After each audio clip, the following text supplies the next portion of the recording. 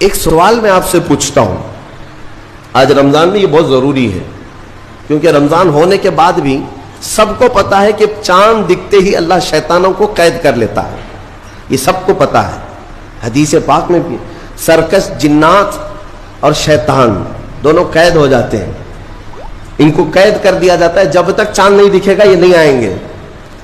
لیکن جو 11 مہینے ہم بلیم ڈالتے تھے شیطان پر کہ ہم سے برائیاں ہو گئی، گناہ ہو گئی، کیوں؟ ارے شیطان ایسا کرا دیا، شیطان ویسا کرا دیا۔ اب رمضان میں کون کرا رہا ہے؟ شیطان تو ہے نہیں، پھر فجر میں سوتا کیوں ہے؟ بغیر نماز پڑھے ٹانگ پھیلائے ویسی نماز قضا کرے، کون سا شیطان تمہیں سلایا؟ ابھی تو شیطان ہے نہیں۔ ابھی بھی بہت سارے لوگ چوری کا کھانا نہیں چھوڑتے، بہت سارے لوگ جھوٹ، دغا، غیبت یہ رمضان میں بھی نہیں چھوڑتے۔ تو یہ ان کو کون سا شیطان کروا رہا ہے؟ کون سا شیطان یہ برائیاں کرواتا ہے؟ اس کے جواب کے لیے ایک چیز سمجھنا ضروری ہے۔ یہ بات تو مشہور ہے کہ ساری برائیاں شیطان کرواتا ہے، ابلیس کرواتا ہے نا؟ لیکن آپ کو وہ واقعہ معلوم ہے جب آدم علیہ السلام کو اللہ تعالیٰ نے پیدا کیا اور سارے فرشتوں سے کہا کہ سجدہ کرو، کل ہی کی تفسیر میں نے عرض کیا، اس میں ابلیس بھی تھا۔ ابلیس بھی اس وقت بہکا ہوا نہیں تھا، گمراہ نہیں تھا، وہ اچھا تھا۔ ابلیس تو بہت عبادت کرنے والا تھا اللہ تعالیٰ کی، تو اس نے اللہ کے حکم کو ٹال کر آدم کو سجدہ نہیں کیا، غرور میں کھڑا رہا، نافرمانی کیا۔ تو اب میں یہ سوال کرتا ہوں کہ ہر ایک کو گمراہ کرنے والا شیطان ہے، تو شیطان کو کس نے گمراہ کیا تھا؟ اس کو کس نے روکا سجدہ مت کرنا آدم کو؟ کوئی ہے بہکانے والا؟ ارے وہ تو پہلا ابلیس ہے، اس سے پہلے تو کوئی ابلیس تھا ہی نہیں، اس سے پہلے تو کوئی شیطان تھا ہی نہیں۔ شیطان کو کس نے روکا کہ تو بڑا ہے، تو بلند ذات والا ہے، آدم مٹی سے بنا ہے؟ یہ خیال کس نے ڈالا؟ کون سا شیطان تھا اس سے پہلے؟ یہی بات سمجھنے کی ہے۔ محدثین نے مفسرین نے فرمایا ابلیس کو جس چیز نے سجدہ کرنے سے روکا وہ نفس امارہ ہے، وہ نفس ہے جو آج بھی تمہارے ساتھ ہے۔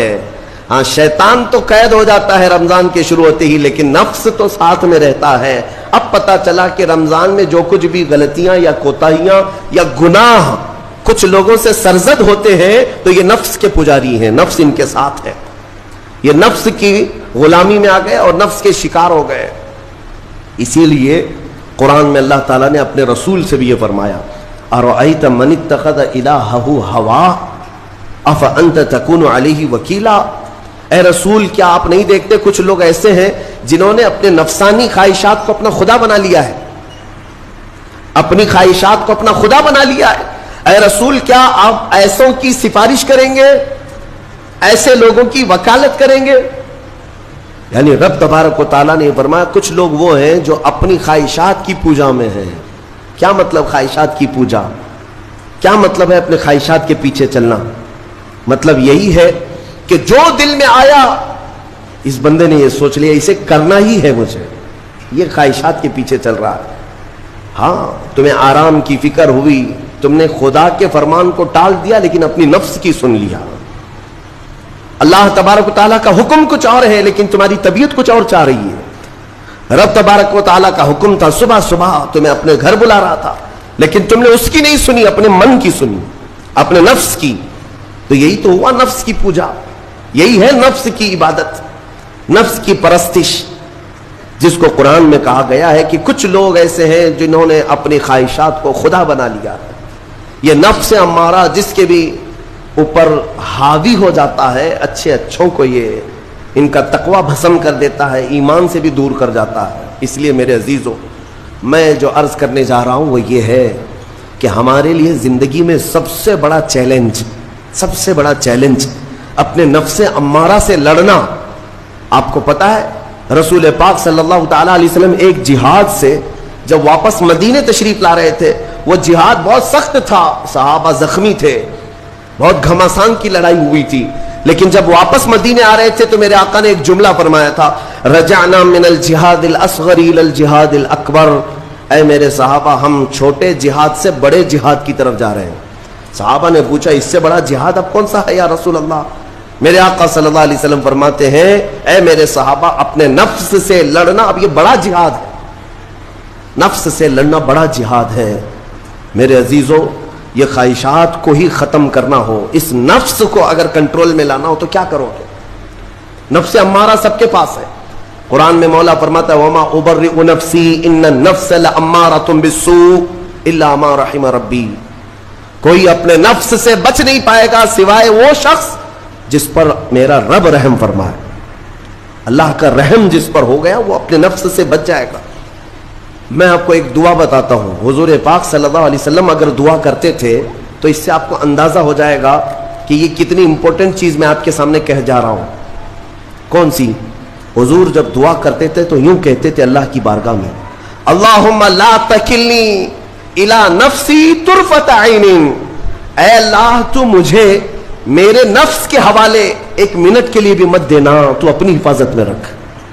حضور جب یہ دعا کرتے تھے کہ مجھے میرے نفس کے حوالے ایک منٹ کے لیے, طرفۃ عین کہتے ہیں پلک جھپکنے کے برابر, اتنے ٹائم کے لیے بھی اے اللہ تو مجھے میرے نفس کے حوالے مت کرنا, تو اپنی حفاظت میں رکھ.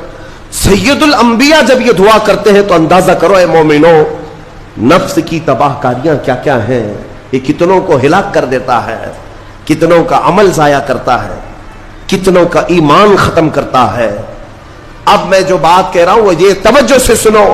یہ نفس امارہ جس نے شیطان کو بھی گمراہ کیا, شیطان کو بھی بہکا دیا, یہ نفس آدم کو سجدہ نہ کرنے کا جو غرور پیدا کیا یہی نفس امارہ تھا. اس نفس امارہ کو اگر کوئی کنٹرول کرا سکتا ہے تو وہ ماہ رمضان المبارک. بس یہی ہے رمضان کی فضیلت. رمضان المبارک اس لیے تمہیں دیا گیا کہ بڑی بڑی طاقتیں تمہارے نفس کو قابو میں نہیں کر پائیں گی, لیکن رمضان کے روزے تمہیں کنٹرول میں لے آئیں گے, کنٹرول میں لائیں گے. اب سمجھ میں آیا کہ روزے کیوں رکھائے جا رہے ہیں؟ ارے گرمیوں کی شدت ہے, ادھر حلق سوکھا جا رہا ہے, پیٹ پیٹ سے لگ جاتا ہے. ان لوگوں کو پوچھو روزہ کیسا ہوتا ہے جو مزدوری کرتے ہیں, ان لوگوں سے پوچھو جو دن بھر کام کاج کرتے ہیں. میرے عزیزوں روزے رکھنے کے بعد کیا رب تبارک و تعالی کسی کو اس کی طاقت سے زیادہ تکلیف دینا چاہتا ہے؟ نہیں میرے عزیزوں, وہ رحمان ہے. اس نے جب تمہیں ماں کے پیٹ میں 9 مہینے رزق دیا تو کیا کائنات میں نہیں دیتا؟ تمہیں ماں کے پیٹ میں بھی رزق دیتا رہا. تم جب دنیا میں آئے تمہارے ماں کے سینے میں خون سے دودھ کس نے بنایا؟ تمہارے رزق کا انتظام کرنے والا وہ خدا. اگر تمہیں حکم دیتا ہے کہ صبح سے لے کر شام تک بھوکے رہو تو یہ اس کا ظلم نہیں بلکہ یہ عین کرم ہے. اللہ تبارک و تعالیٰ کا رحم ہے تم پر کہ وہ مولا ہماری اصلاح چاہتا ہے کہ ہمارے اندر تقویٰ آ جائے, جسم میں بھی اور روح میں بھی. اب ایک اور بات میں آپ کو بتا دوں. میں نے ایک بات پڑھی تھی نفس کے متعلق, یہ نفس امارہ. اسی لیے امام غزالی رحمۃ اللہ تعالی علیہ نے فرمایا اللہ کی جو مخلوق ہے وہ 3 طرح کی ہے. ایک فرشتے, دوسرے انسان, تیسرے جانور. یہ 3 الگ الگ قسم کی مخلوق ہیں کیونکہ اللہ تعالیٰ نے تینوں کو جو چیزیں دی ہیں ان میں فرق ہے. فرشتوں کو اللہ نے عقل دیا ہے, نفس نہیں ہے. نفس, شہوت, برائی کرنے کی خواہش فرشتوں کے اندر ہے ہی نہیں, وہ سوچ بھی نہیں سکتے برائی کرنے کا. فرشتوں کو اللہ نے عقل دیا ہے اور عقل عزت والی چیز ہے. اور جانوروں کو اللہ نے نفس دیا ہے, عقل نہیں. عقل والے نہیں ہیں جانور, عقل والے نہیں, لیکن نفس ہے, شہوت ہے. شہوت بھی ہے, نفس بھی. لیکن انسان ایک ایسی مخلوق ہے جسے اللہ نے عقل بھی دیا ہے, نفس بھی دیا. مطلب یہ ہے کہ تمہیں اللہ نے ایک چیز فرشتوں والی دی ہے, ایک چیز جانوروں والی بھی دی ہے. دونوں تمہارے اندر ہے, عقل بھی ہے, نفس بھی ہے.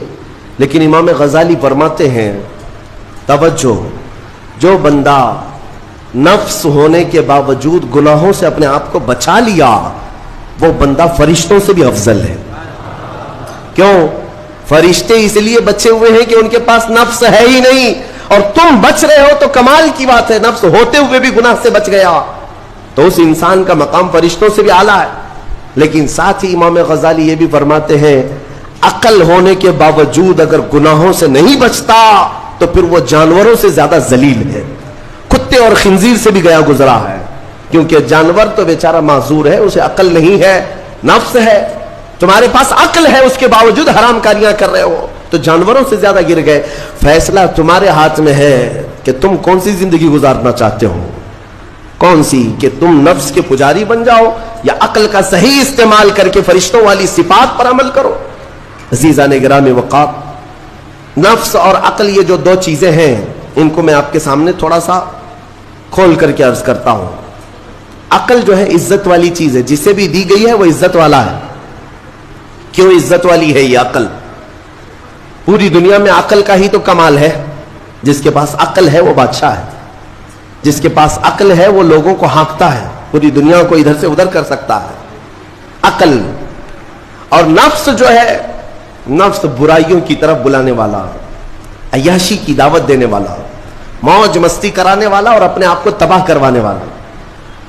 अच्छे भले नौजवान, 25 साल की कड़ेल जवानी है, कौन है जो इन्हें नशे के अड्डे पर ले जाता है? कौन है जो इनको तबाह और बर्बाद करता है? नौजवान को अच्छी तरह से मालूम है कि मैं कोकेन, अफीम, हेरोइन लूंगा तो मेरे जिस्म के साथ क्या होगा, उसे मालूम है। लेकिन उसके बावजूद अय्याशी करवाना यह नफ्स की आदत है। किसी के ऊपर नफ्स गालिब आता है, किसी के ऊपर अकल गालिब आती है। अकल जिसके ऊपर गालिब आ गई वो अच्छा आदमी है, नफ्स जिसके ऊपर गालिब आ गया वो शैतान का पुजारी हो गया, नफ्स की सुनने वाला। अब ये दोनों जो चीजें हैं मैं बताता हूं आपको। रिवायत में मिलता है कि जब अल्लाह ने अकल को भी पैदा किया और नफ्स को भी पैदा किया तो अपने सामने हाजिर किया, अकल से पूछा कि ए अकल बता मैं कौन हूं और तू कौन है? अकल ने कहा या रब्बी अना अब्दुका व अंत रब्बी, ए अल्लाह मैं तेरा बंदा हूं और तू मेरा रब है। अकल ने क्या कहा? मैं तेरा बंदा हूं और तू मेरा रब है। अल्लाह ने इज्जत से नवाजा, इकरार किया ना बंदा होने का। अकल ने इकरार किया, फिर नफ्स को बुलाया, नफ्स से पूछा बता मैं कौन हूं और तू कौन है? नफ्स ने कहा अंत अंत अना अना, तू है मैं हूं। ये गुरूर था नफ्स के अंदर, ये घमंड था नफ्स के अंदर कि मैं हूं। नफ्स जिसके अंदर गालिब आता है वो आज भी यही करता है, मैं हूं। किसी के सामने क्या झुकना है? तो हुक्म हुआ कि इस नफ्स को 100 साल जलाया जाए। 100 साल जलाया गया, उसको अजाब दिया गया नफ्स को।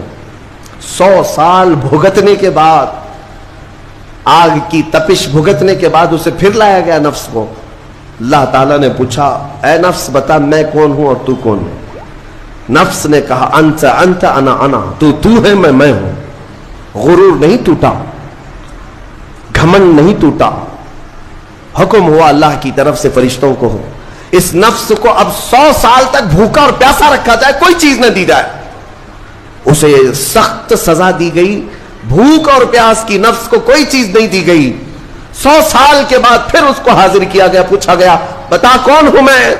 नफ्स ने कहा ऐ अल्लाह तू मेरा खुदा है, मैं तेरा बंदा हूं। फरमाया बुजुर्गों ने कि नफ्स को अगर कोई झुका सकता है तो वो भूख है, इसीलिए मौला ने रमजान के रोजे तुम पर फर्ज फरमाया। नफ्स को झुका सकते हो, नफ्स को कंट्रोल में ला सकते हो तो भूख के जरिए से। हाँ, ये भूख और प्यास यूं ही नहीं दी गई है। दुनिया अगर समझती हो कि मुसलमानों को ये भूखा और प्यासा रखवाया जा रहा है तो उन्हें क्या खबर है कि रूह किसे कहते हैं, नफ्स किसे कहते हैं। जो ऑलरेडी गलाजत में पड़े हुए उन्हें क्या समझ है। लेकिन अल्हम्दुलिल्लाह हमारा तसव्वुर है आखिरत का, हमारे यहां तसव्वुर है जन्नत का, हमारे यहां तसव्वुर है जहन्नम का, अल्लाह की बारगाह में हिसाब का। इसलिए जरूरी ये बन पड़ता है कि हम अपनी दुनिया में ही इस्लाह करें। मेरे अजीजों, इस नफ्स की जो तबाहकारियां हैं उससे बचना हर नौजवान के लिए आज जरूरी है। तुम रोजों को हल्के में मत लो। इससे पहले भी मैं कहा करता था, आज फिर से मैं रिपीट आपके सामने कहता हूं, मुसलमान के लिए रोजे जो फर्ज किए गए ऑप्शनली नहीं है मेरे अजीज, या ऑप्शनली नहीं है, इख्तियारी नहीं है। जिसे चाहे वो रखे, जिसे चाहे वो छोड़े। हाँ, हमारे यहाँ मुआशरा ऐसे ही है ना। हाँ, सुबह उठ करके लोग पूछते रहते हैं रोजा है, रोजा है। क्यों पूछ रहे हो रोजा है? मुसलमान है तो रोजा फर्ज है, रोजा फर्ज है। اگر میں آپ کو پوچھوں اچھا لگے گا انسان ہو؟ اچھا لگے گا؟ سامنے دکھ تو رہا ہے انسان ہے، پھر کیا پوچھنا ہے؟ مسلمان کے لیے روزہ ایسا ضروری ہے جیسے اس کے لیے انسان ہونا ضروری ہے۔ وہ روزے چھوڑتا کیوں؟ ہاں چند ہی چیزیں ہیں جہاں تخفیف دی گئی ہے شریعت میں، وہ سفر ہے یا مرض ہے، ایسا مرض کہ جس سے وہ نہیں برداشت کر پاتا، اس میں اللہ تعالیٰ نے اسے چھوٹ دی ہے، رخصت دی ہے، یا حاملہ عورت ہے، یا دودھ پلانے والی عورت ہے، یا پھر اب بہت سارے لوگ ایسے ہیں جو ہٹے کٹے ہیں، تندرست ہیں، توانا ہیں، روزے چھوڑے ہوئے ہیں۔ میرے عزیز، سب ہونے کے بعد اگر روزہ چھوڑنے کی کسی کو رخصت ہے نا، تو صرف ان عورتوں کو جن کی ماہواری آتی ہے مہینے میں یا بچے کے بعد، حیض و نفاس والی عورتوں کے لیے روزہ نہیں ہے۔ تو میں ان لوگوں سے پوچھتا ہوں، کیا تمہاری بھی ایسی کیفیت ہے جو تم روزہ چھوڑے گھوم رہے ہو؟ ناپاک ہو؟ ناپاکی آئی ہے؟ نہیں ہے تو پھر کیوں روزہ چھوڑتے ہو؟ ایک روزے کو چھوڑنے کی سزا حدیث میں بتائی گئی 900 سال دوزخ میں رکھا جائے گا۔ 900 سال۔ اب کیلکولیٹ کرو، اگر تمہاری زندگی کے روزے قضا ہیں تو کتنے 100 سال جائیں گے۔ اسی لیے میرے عزیزو، جب تک طاقت ہے روزے فی الحال کے رکھو ہی رکھو، اگر پیچھے کے چھوٹے ہیں تو اسے بھی پہلے کمپلیٹ کر لو، ورنہ قیامت کے دن کی سزائیں نہیں برداشت کر پاؤ گے، بھگت نہیں پاؤ گے۔ یہ ہم جو بار بار کہتے ہیں آپ کے روزہ رکھنے سے میرا کیا ہے، ہم تنبیہ صرف اس لیے کرتے ہیں کہ قیامت کے دن اللہ تعالیٰ کے عذاب میں گرفتار نہ ہو جاؤ، عذاب میں گرفتار نہ ہو جاؤ۔ اور ہمارے بزرگوں نے ہمیں تعلیم دی ہے کہ اللہ تعالیٰ جب 11 مہینے کھلاتا پلاتا ہے اور وہی مولا 1 مہینہ اگر حکم دے تو یہ کس قدر بندے کی ناانصافی ہے کہ اپنے مولا کے حکم کو پیٹ پیچھے ڈالتا ہے اور پھر کھاتا پیتا رہتا ہے۔ کیا اسے اپنے رحمان کی رضا کی اتنی بھی فکر نہیں ہے کہ یہ میرے مولا کی رضا ہے روزہ؟ اسی لیے تو اس مولا نے فرمایا روزہ میرے لیے ہے اور اس کی جزا کچھ نہیں، میں خود بندے کا ہو جاؤں گا۔ الصوم لی وانا اجزا بہ، اور ایک حدیث میں اجزی بھی پڑھا گیا، یعنی روزہ میرے لیے ہے اور میں ہی اس کی جزا ہوں، میں ہی اس کی جزا ہوں۔ مطلب یہ ہے کہ دوسرے اعمال کی جزا میں جنت ہے، محلات ہے، الگ الگ ثواب ہے، لیکن روزے کے متعلق مولا نے فرمایا میں خود ہی اس کی جزا ہوں۔ تجھ سے تجھی کو مانگ کر مانگ لی ساری کائنات، جس کا خدا ہو گیا اس کی ساری کائنات۔ میرے عزیزوں، اللہ تبارک و تعالیٰ اگر کسی بندے کا ہے تو پھر اس کے کیا کہنے۔ اچھا، ایک اور اس میں حکمت یہ ہے، روزہ جو رکھا جاتا ہے یہ بندے اور اللہ کے بیچ کا راز ہے، دوسرے کسی کو پتہ نہیں۔ میرا روزہ آپ کو نہیں معلوم، آپ کا روزہ مجھے نہیں معلوم۔ چہرہ دیکھ کر کے کچھ بھی کہا جا سکتا ہے، ہاں چہرہ دیکھ کر کسی کا روزہ پتہ چلے گا۔ آپ کل سحری کر کے نیت کر کے روزے سے آئے ہیں، کسی کی پیشانی پہ تو لکھا نہیں ہے کہ یہ روزے دار ہے، آپ نے کہا آپ نے مان لیا، لیکن حقیقت کیا ہے یہ تم جانو گے، اللہ ہی جانے۔ بہت سارے تمہارے پاس موقع ایسے آتے ہیں جب ایک ایک گھونٹ نگل سکتے ہو، وضو کے بیچ میں، غسل کے بیچ میں، جب کوئی نہ دیکھ رہا ہو تب چٹکیاں لے کر اندر ڈال سکتے ہو، کوئی نہ دیکھ رہا ہو۔ لیکن بندے اور مولا کے درمیان کا ایک راز ہے روزہ۔ اسی وجہ سے ایک حدیث میں ملتا ہے قیامت کے دن جب ایمان والوں کو جمع کیا جائے گا اور جن کی بخشش ہو جائے گی تو ان میں ایک جماعت ایسی ہوگی جو جنت کی طرف اڑتے ہوئے جا رہے ہوں گے اور جنت میں پہنچ جائیں گے، کسی کو نظر نہیں آئیں گے، بہت تیزی سے وہ جنت پہنچ چکے ہوں گے۔ باب الریان ایک دروازہ ہے جو صرف روزے داروں کے لیے، جن کے روزے اللہ کی بارگاہ میں پسند آ گئے، وہ دروازہ صرف ان کے لیے، وہاں پہنچ چکے ہوں گے۔ بہت سارے اہل اللہ، بڑے بڑے مقامات والے وہاں موجود ہوں گے، پوچھیں گے تم کہاں سے آئے، کون سے راستے سے آئے؟ نہ وہاں نظر آئے نہ راستے میں نظر آئے، یہاں کیسے پہنچے؟ تو وہ کہیں گے کہ اللہ تبارک و تعالیٰ نے ہمیں روزوں کی وجہ سے یہ مقام دیا۔ رب تعالیٰ کی طرف سے ارشاد ہوتا ہے کہ ان بندوں نے دنیا میں جو روزہ رکھا تھا وہ سب سے چھپا ہوا تھا، کسی کو پتہ نہیں تھا روزہ ہے یا نہیں، اس لیے جب میں نے ان کے روزے قبول کیے تو سب سے چھپا کر انہیں جنت کی طرف بھیج دیا۔